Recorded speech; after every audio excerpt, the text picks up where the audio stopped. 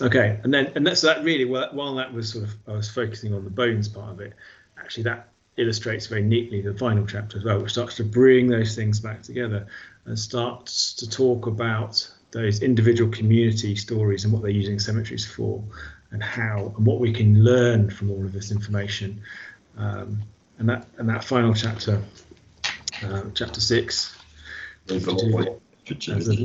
named all of them. I should name this as well.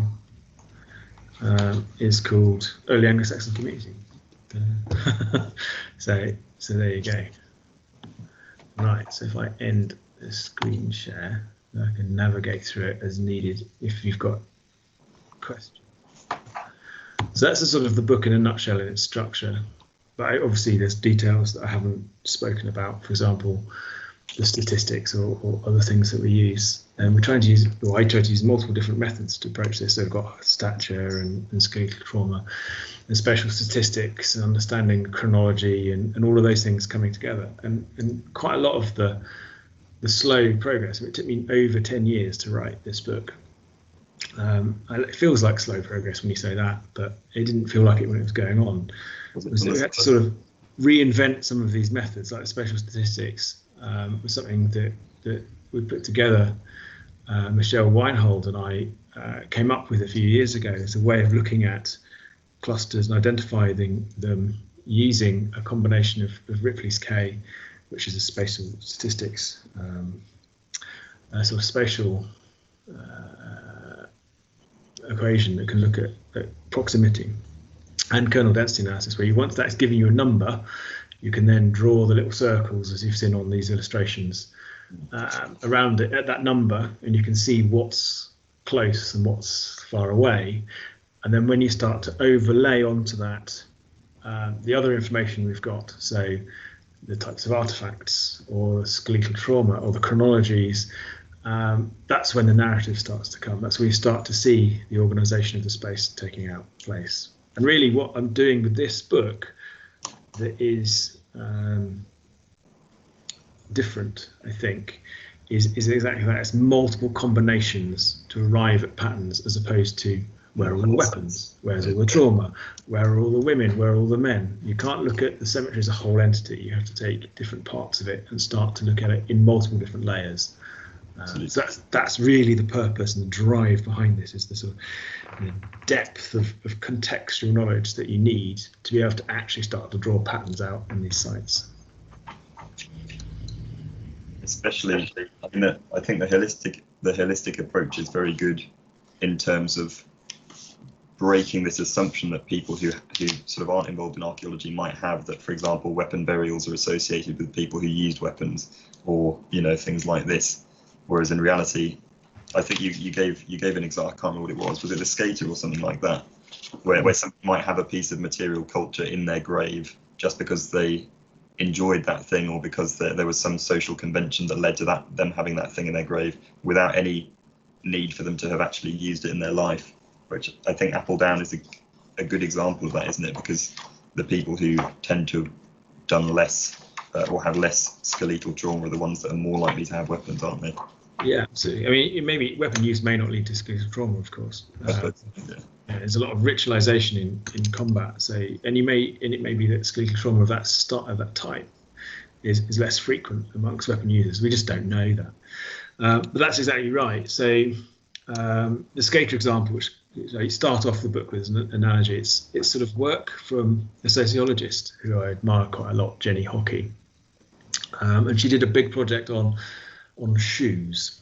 And she was looking really at sort of shoes and gender a little bit. So she's looking at women's shoes, and her research team asked a load of people about their experiences of shoes, and they were able to explore how they sort of track your lifeways. So you have different shoes for different experiences.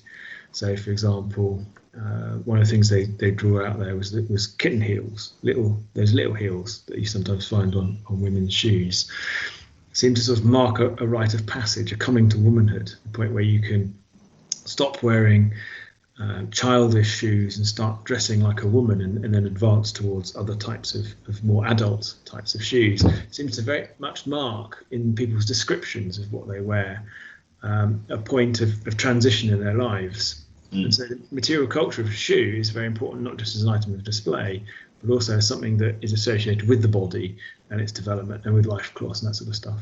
And I think other types of material culture are very similar. So I was using shoes as an analogy for things like weapons, because weapons are also used and held in this case, and they have a practical function like a shoe protecting your foot, but they also shape the body like a shoe surrounding your foot. And they would have probably been carried or worn quite frequently. So a weapon user's body is shaped by that, just as a shoe is. The skater example is sort of trying to draw out some of those things. So, for example, anybody can wear skate shoes. You can go and buy them in a discount shoe store, or you can buy them in, I'm sure, Marks and Spencer's, slightly more expensive versions, or in high street designers' shops will make skate shoes. But you can tell someone who doesn't skate because they wear skate shoes without the right patterns on them. A skater will be able to identify another skater because they've got the sort of scuffs in the right place, or the damage to the shoe from breaking or twisting or putting your foot down, and perhaps it's repaired in various different ways. To illustrate that, in fact, actually in this PowerPoint, I might even have an example to show you of that. Should be quite good. I'll just have it. So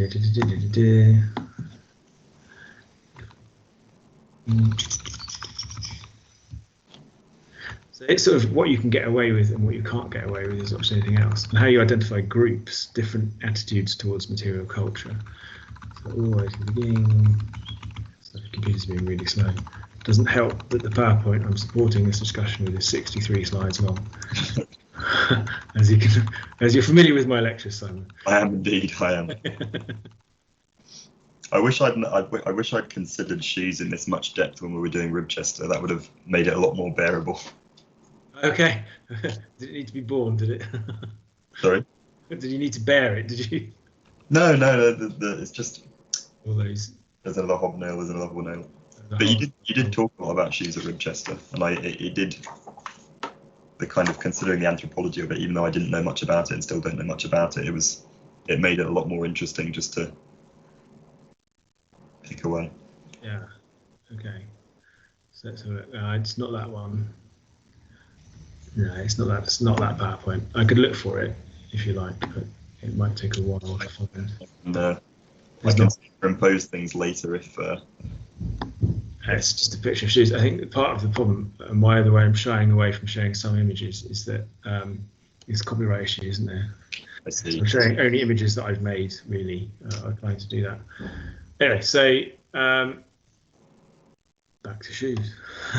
So the skater. So then the point is though that skate shoes are trendy, but the group of people who would consider themselves to be actual skaters can identify each other through how those shoes are worn and how they wear, as much as anything else. So it's a sort of that use of material culture by a particular group that shows membership of that group. The same is true if you look at sort of higher status male shoes, if you like. So the sort of stitching around the edge of a shoe is called the welt, and it might be that you see that you can buy shiny shoes in Marks and Spencer's, and you can probably buy shiny black patent shoes in Marks and Spencer's for, I don't know, to be honest, 50 quid, something like that.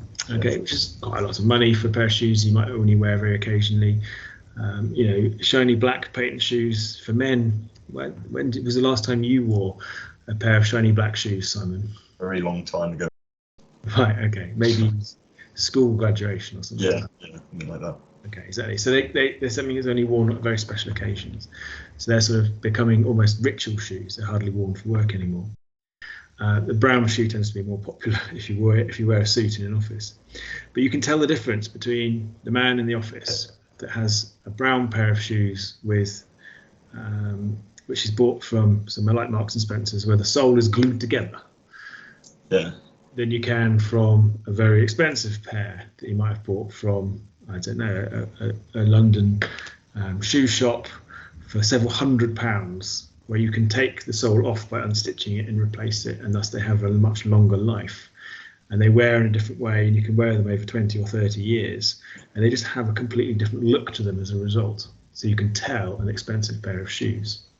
Some of those types of shoes are mad. Edward Green still uses experts able to sew through the pores in the leather with a pig's bristle. Really? Yeah, absolutely. Rather than a needle, which I mentioned in the book. So some of these objects then become art, and especially you can get your shoes stripped and repatterned, to show different patterns and art to fade into different directions with the wax and with the dye colouring of it. So you can buy shoes from a discount store, you can buy them from Marks and Spencer's, you can buy them from a whole host of different high street places, or you can buy them from more elite art makers. I think I talk about art in a sort of Edward Gell style, where you've got things that have so much investment into them, they become more than just objects. They almost become magical. Yeah. It's interesting. I think I don't know why I remember it. I don't put it in the book, but there was an interview with Tony Blair once about a pair of Barker shoes that he had. Barker's are very expensive handmade shoes from Northampton, and he used to wear for PM's questions. Right. So if you see what I mean, they become more than just material culture. They become sort of almost magical objects that have been embodied. Ritual, PMQs. Ritual, but also luck perhaps, or confidence, or some other characteristic is being placed in these shoes because they are themselves special objects. He probably didn't feel the same way about a pair of Converse that he walks a dog in, if he had one, and if he had Converse, So even though these may be very comfortable shoes that you really enjoy, that you particularly favourite, you might even prefer them to the Barkers. They have a different role and a different style.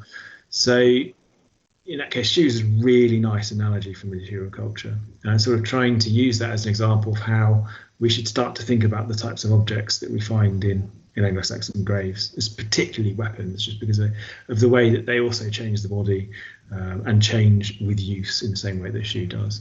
But I suspect the same sort of thing can be said for knives and belts and buckles and all that sort of stuff as well. Yes. Objects that you have for a very long time that wear with you and change with you is the point. Yeah. And another part of the skater example was, I think, the multiple lines of identity that a given person can have at the same time, the sort of multiple identities a person can have. I'm looking for an example that's vaguely related to it in my notes, but I can't remember. I think it was like from Ena's Law. It was in chapter 6, I think, but it was something about if a man steals and his family is not aware of it, then the man gets fined. But if the man steals and his family is aware of it, then they all go into slavery or something like that. I'll correct myself on the screen if I'm wrong. But I think that shows that there's diachronic patterns in identity as well. So identity can change from a freed person to a slave within a person's life, and you know that might not be apparent from the kind of flat representation you get in the grave, because that's the person at the end of their life with all of that life kind of flattened, if you see what I mean, into one slice of time. So, yeah, I mean, that's a good point. I think that's a really good point. And that's why I think it's important in this project to develop multiple lines of inquiry, because you can have an individual who is buried at a particular point, and it's just the burial group decides to highlight one particular aspect of his identity as opposed to another one, but he's still buried in the same area and in the same style, like orientation, for example, as his peers. So it might not be that burial has a weapon, may not have a weapon because maybe they just didn't want to do that at that time, or with him for some reason, but the guy next to him does. And so, broadly, we quite suggest there are parallels between those two burials, even though the material culture is slightly different. They're choosing to illustrate different aspects of identity over others.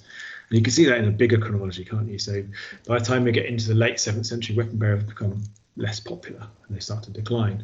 But I think little barrows become much more popular. Swords become less common in favour of axes. We don't see very many in burials of this date. And as you move into the sort of 8th and 9th centuries, you're more likely to see elite men buried in churches because at the end of their life they've retired into monastic order, rather than displaying masculine weaponry in their burials. And so even life courses associated with a different attitude towards weapon use, and display and move into spirituality. So you're right, it might be that at different points in someone's life, different objects are important to them, so their age matters. It might be that the different people who want to bury them have different reasons to include different types of objects. I mean, just going back to the skater example there, which I think is why you illustrated this. If the skater dies and his peers, skaters, bury him, they might include the skateboard and those trainers. And his mum buries him. They may not want to have any skater paraphernalia in there at all, for example. So different people involved in that mortuary ritual will highlight different things accordingly. So that who buries you is really important. Yeah, I think you used the example of dress as well. So if we assume dress is solely a result of wealth, then we overlook things like the person that's dressing you might not be used to dressing people in ornate clothes, so they might just go for something simpler or something like that. So people are making decisions about dress that don't necessarily reflect what the person would have worn in life, for example. Yeah. Exactly, absolutely. So there's a nice example here, which I'll bring up and show the slides from, which I think is really quite an important site, is Orpington, and I use that example in the book to illustrate this point. So I'll sort of run through the interpretation of Orpington to show you that.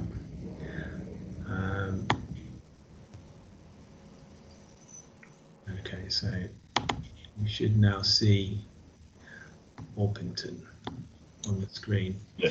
So this is Orpington in West Kent. It's not part of that wealthy East Kent group, but it's sort of more towards London, in the Lower Thames Valley.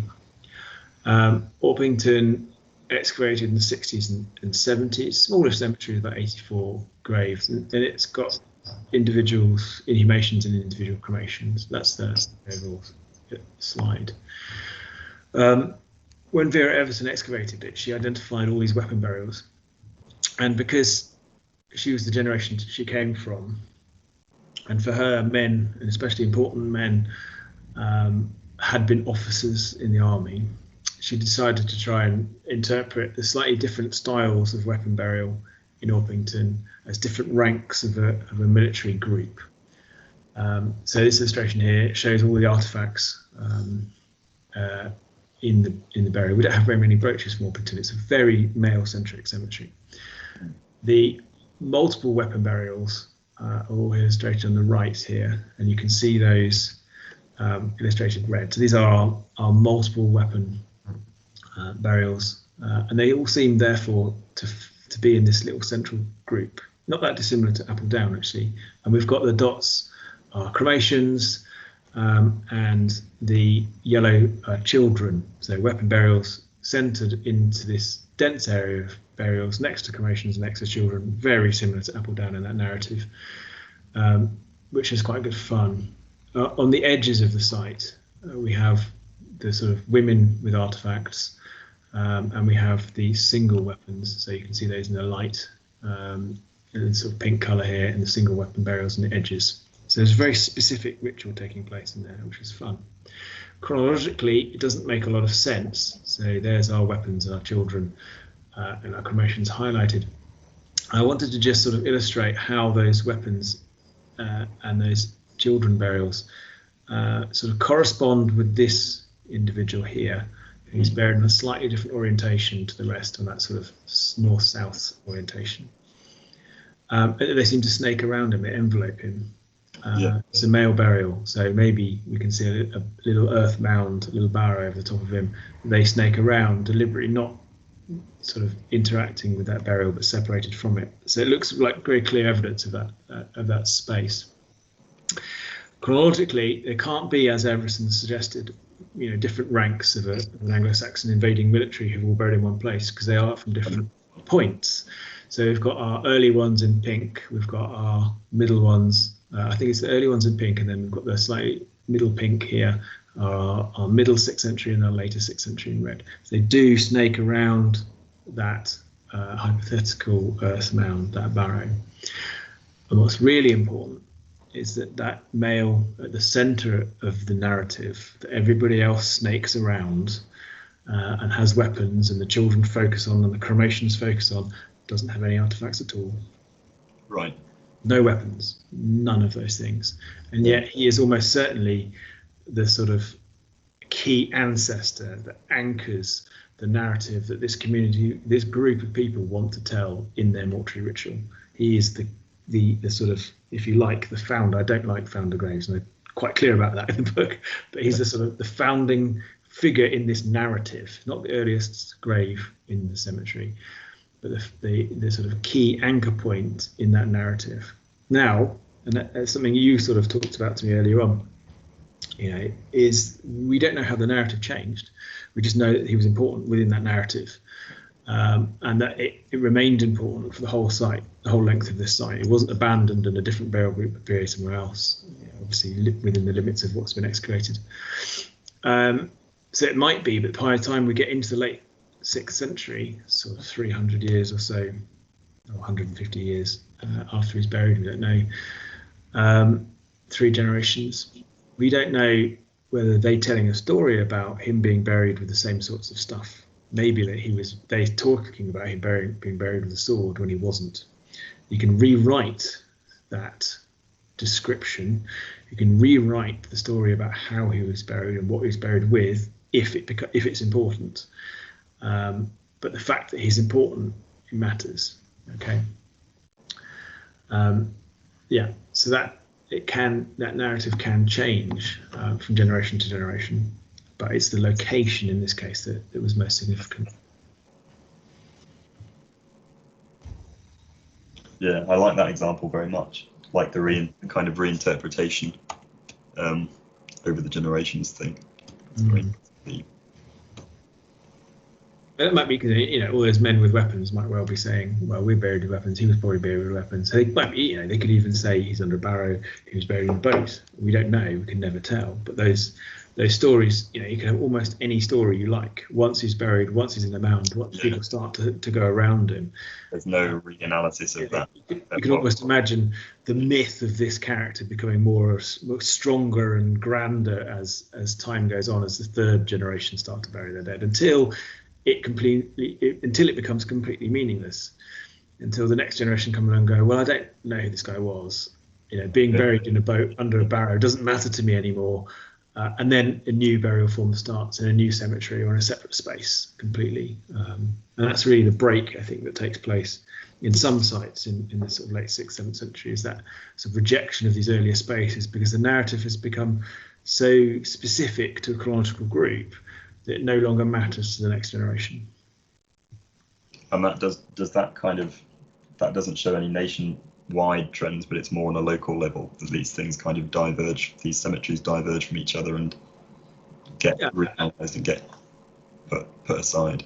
Yeah, exactly. I mean, it's linked to what's the sort of the meter of burial spaces at the time.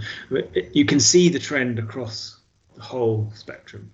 So you can see the trend where you've got different types of artifacts doing at different points, where you can see the sort of importance of weapon burials early, and then a decline in the middle 6th century, then the importance of them coming again, and then they decline, and you get the final phase burials where they're just hardly any weapons at all, but individuals who are very wealthy, and then weapons completely disappear, but you get a couple of knives and beads. So you can see the sort of grander trend across the whole thing, but the localized trend, I think, is important on the individual sort of community level, and it does vary slightly from cemetery to cemetery according to those bigger narrative pictures.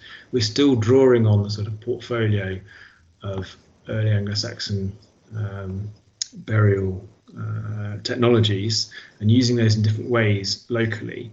So they're not really breaking from that and creating completely new things like massive, great big pyramids and stuff like that.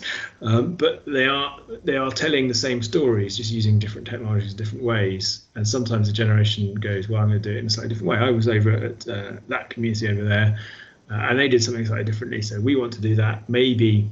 And something I've sort of highlighted in earlier publications as well in this one is a sort of changing emphasis from the late 5th and early 6th century, where we're focusing on single elite men or women in a generation with a cluster of burials.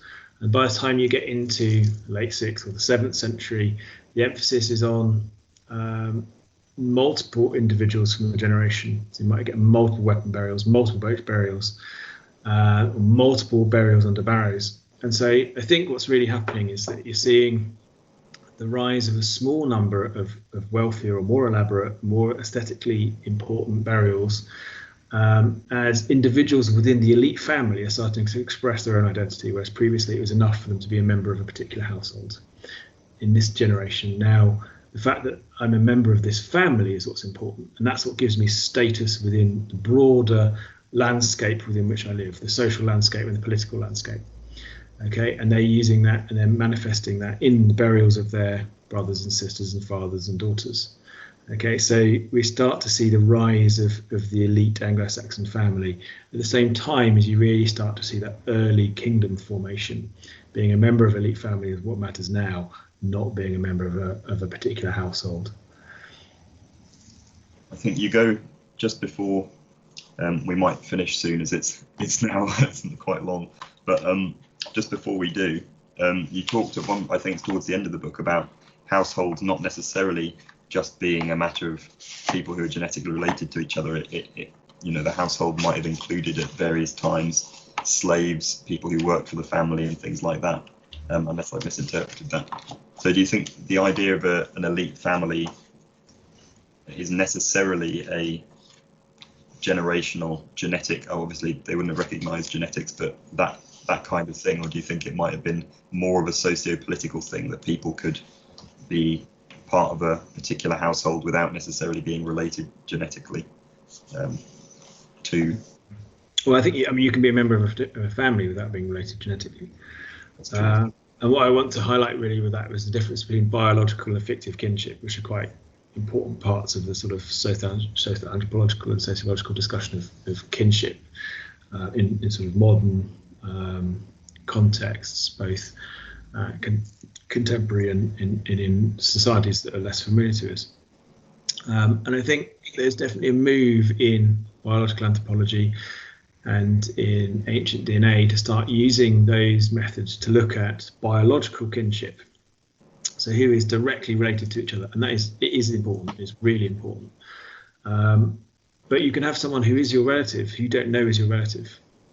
That's true. Yeah. Okay. You can also have someone who you think is your relative, but they aren't your relative. We know from the later written sources that fostering is quite important, especially among elite families.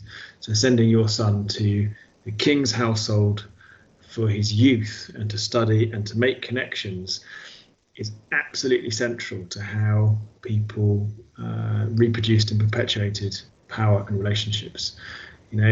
Your son then comes back to his house, which is your house, I guess, with that wealth of connections and knowledge and membership of an elite group. If he dies there, maybe he's buried there as a son of the king. Okay, so membership of that household might include all sorts of different individuals who are not necessarily part of that core biological family. But even a biological family has people who aren't related. The father and mother that exist in that biological family are not biologically related. They're related, through the sort of union, really, be that a legal union like marriage or be it a sort of more informal union like concubinage. Their children would prove biologically connections to those individuals. But you have to remember that the archaeological record is broken. As I've already sort of suggested, people moving away and moving around for marriage, they may be buried in different places. So what you've got is at no point do you have what you might describe as a nuclear family being represented in these cemeteries, because people have different lives and different life experiences, and they die at different times. They may move away or they may die in different places, be buried in different places. And so what you get is a sort of traces of that. So really what I'd expect to see from this complexity is a small number of people that you can say are absolutely biologically related to each other, some of which may not correspond to particular clusters, because you can create these ideas of fictive kinship. So I suspect when you start layering on ancient DNA material to this sort of pattern as well, it's going to make it more complicated. I think we'll see some of it working very nicely, and certainly the teeth evidence that Ali's working with, of which there's very good genetic material, supporting material, to illustrate how teeth are metrics can be used to show relationships. It starts to illustrate those things. It starts to show, the connection between a particular group of men, but not all men, and that type of stuff. So I think we're just adding an extra layer of complexity to it. But we do have to bear in mind that the biologically connected individuals are not the whole story here. There's a lot of fictive kinship going on, and I think that's the sorts of things we can see in those odd burials. So we talked about Appledown, and we talked about that chap. If I bring that slide up again, I don't want to. So if I bring it up, I don't want to stake my career on this in any way. But for example, can you see Appledown there? So you can say Appledown here. Okay, so you've got this chap up here, buried with our double weapons, our shield and our spear, but we've got the core group of weapons down here. There must be a reason why he's buried over here and not here. And it might be, and who knows, we're speculating at this point, it might be that being buried here is because you belong to a particular biological or a perceived biological relationship. Okay. So it might be that he was buried on an east-west orientation in a style that is aesthetically most similar to these burials, because they wanted to illustrate that connection. People who attended these funerals would see that in this funeral. Yeah. It's the same people who buried these dead here were choosing to bury this person in this way. So there's a deliberate connection between them. But that's spatial different. Sorry. Maybe it was imitative. Maybe it was an imitation of the. Yeah, it may be, but there's a reason why they wanted to imitate it. Yeah, absolutely. Perhaps this surrounding group went, well, we'll copy them because this guy is just as important as they are. Or maybe, or maybe he's a member of this core group, but not biologically related to him, and so they're burying him further away. Perhaps he's someone who grew up in this group, as I hesitate to say slave, but as a group of people with a different attitude, a member of the sort of servile household, but who earned a certain martial status, a certain masculinity, by being just really good and really useful and really reliable, and even perhaps married into the core group. I mean, you can spin many narratives around it, but the point is there are associations and separations, and so I think we could start to talk about fictive associations in that way. We can allude to, if you like, fictive kinship without actually saying, well, this person was one of those things or another.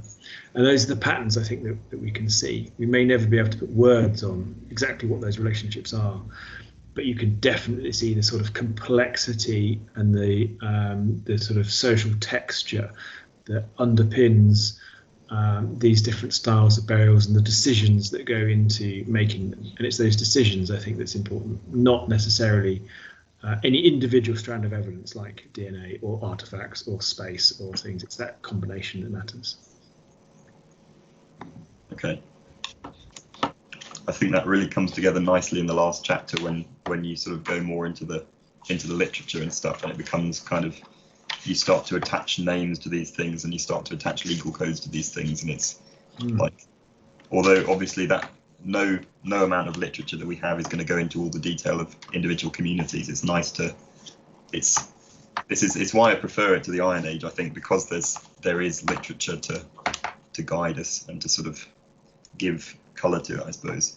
It's a very small amount, isn't it? It's a very small amount. But I mean, to illustrate that point, like the poem "The Wanderer" seems to be all about being alone and being sad because of not having family, which seems to highlight that, doesn't it? Maybe if you don't have family, though, your status is as more like a slave.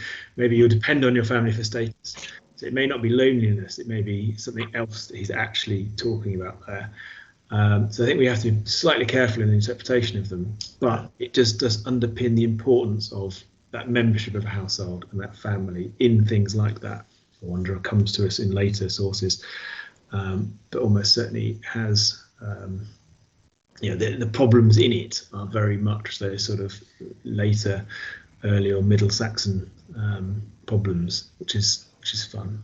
Yeah, and similarly, the law codes, we have to be very careful about applying law codes to 6th and 7th centuries. And there's only a couple really that work. Law of Vini and Hochelheth and Edric. You have to forgive my names, my pronunciation. I'm an archaeologist. From Kent, those are 7th century law codes. And so actually the people that I was talking about in these cemeteries were alive at the time that those laws were being discussed. I mean, how real they are is an interesting point of discussion in its own right. Are they just part of the paraphernalia of being a king? You have laws that are written down. Or are they actually things that people lived by? Yeah. How much practice is there, out there? How much wasn't written down that they just expected? We know that this is the way it's been because this is always the way it's been. We're only writing down the exceptions. So that's interesting. And the one you picked up on earlier, the Eni law code talking about, remind me, it's talking about. It was if a man steals and his family doesn't know about it. Hang on, yeah. I'll correct myself if I'm wrong, but I think then he gets fined. But if his family know about it, then they go into slavery. Right, as well. Yeah, so that's interesting, isn't it? I mean, is that then about trying to separate a man from his family? See, suddenly the king, these really powerful families out there who are starting to say, well, hey, we're a family and all of our immediate kin are family and our network extends across this community and this community and this community. We're quite a powerful force now. And the king got to be king because of his family. And so now what these laws are trying to do is take apart the power of family. If you don't support your head of your households, then you won't be punished. If you do, we will punish you. And we're going to punish you anyway because you're too powerful for us not to punish you. And so we're encouraging people to reject that, this sort of politics of these really powerful families that's starting to appear across southern Britain. I hadn't thought about it like that. I was thinking when I first read it, I think I thought about it more as maybe a formalization of a kind of regulation system that communities already had. So if somebody does something bad and you know about it, you should let it be known, that kind of thing. But that's I feel like that's a much more sturdy interpretation what you said. Well, yours is a very moral interpretation, isn't it? Which I suppose not necessarily applicable to other. It may not be, yeah, but I mean certainly Christianity starts to appear very strongly in the later law codes and in the Kentish law codes, and it's there. But whether it's using laws to try and create that morality rather than it pre-existing is, I think, what's interesting there. You should definitely see the law codes as social engineering rather than a writing down of a codification of pre-existing practices. That's very interesting indeed. I may, unless there's anything else you want to say, I may call it there. I think an hour and 40 minutes is plenty. We'll start wandering off into different territories if we're not careful. That was good. That was great fun discussion. I might split it in half in the end, if that's all right for you. You can do whatever you like, your editor. Okay. Indeed. Hang on, I'll stop recording there.